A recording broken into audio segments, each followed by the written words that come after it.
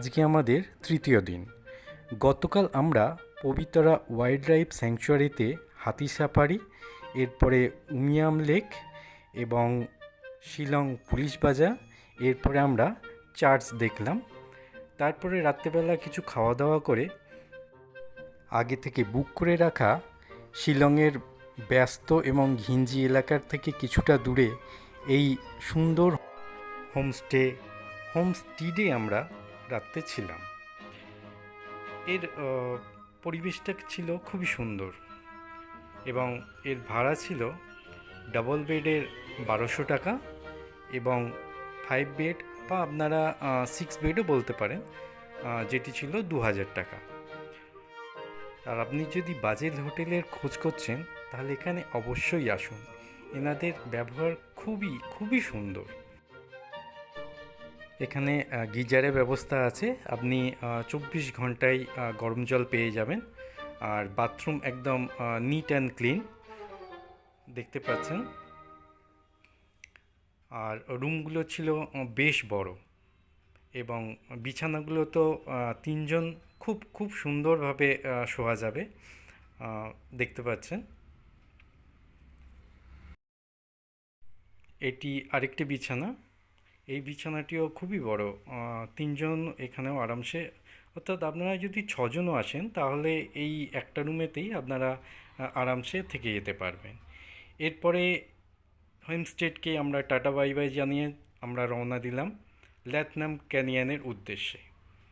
আজকে আমাদের প্রথম দ্রষ্টব্য শিলং পিক, কিন্তু আমরা পিকে গেলাম না, পিকের একটু নিচ থেকেই আমরা সেই ভিউটি পেয়ে গেলাম। আমাদের ড্রাইভার দাদা ওখানে নিয়ে গেল, কারণ আপনাদের পিকে গেলে ওখান থেকে আলাদা করে গাড়ি ভাড়া করতে হবে, যেটি এইখান থেকে আপনারা যেভাবে ভিউটি পাবেন ওইখানে প্রায় একই ভিউ পাবেন।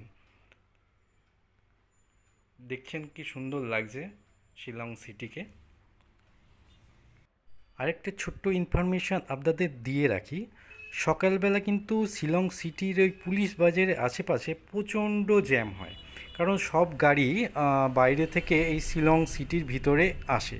সুতরাং আপনাদের যদি সকালবেলা বাইরে কোথাও যাবার প্ল্যান থাকে তাহলে অবশ্যই আপনারা শিলং থেকে কিছুটা বাইরের দিকে হোটেল বা হোমস্টে নেবার চেষ্টা করবেন, তাতে আপনাদের বের হওয়ার যে সময়টা সেটা অনেকটা কম লাগবে। এবার আমরা চললাম ল্যাথনাম ক্যানিয়নের উদ্দেশ্যে। এটি স্মিথ ভিলেজের মেন মার্কেট, এখান থেকেই সব গাড়ি ছাড়ে। এটা কাঠের বাস দেখছেন, এগুলি সবই শিলংয়ে যাবে।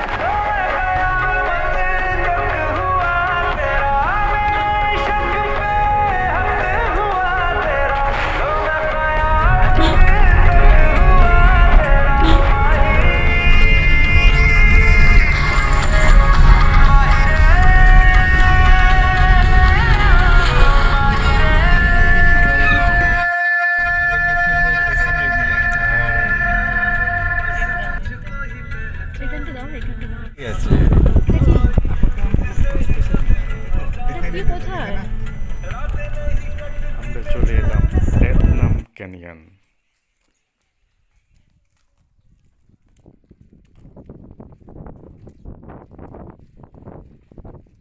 যেহেতু খুব সকাল সকাল আমরা চলে এসেছি, তাই খুব একটা ভিড়ও নেই, আর দোকান এখনও সবগুলো খোলেনি। এরপরে আমরা টিকিট কেটে নিলাম। এন্ট্রি ফি 20 টাকা পার পারসন, আর এখানে গাড়ি পার্কিংয়ের ফিজ আছে 30 টাকা। কি সুন্দর একটা মায়াবী পরিবেশ।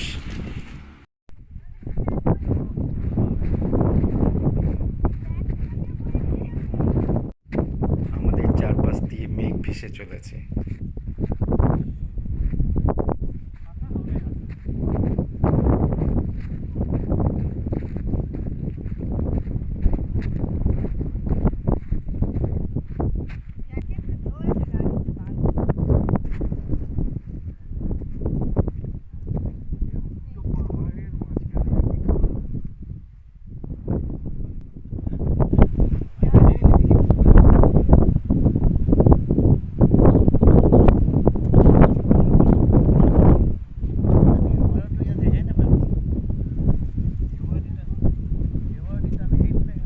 আমার মতে মেঘালয় ভ্রমণের সবথেকে সেরা সময় হচ্ছে এপ্রিল মাসের মাঝামাঝি থেকে মে মাসের প্রথম সপ্তাহ পর্যন্ত।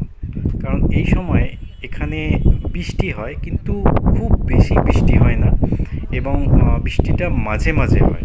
সেই জন্য আপনি সব কিছু সুন্দর দেখতে পাবেন। এবার দেখুন মেঘ সরে গেছে, আমাদের সামনে লেথনাম ক্যানিয়ন। কি অপরূপ লাগছে।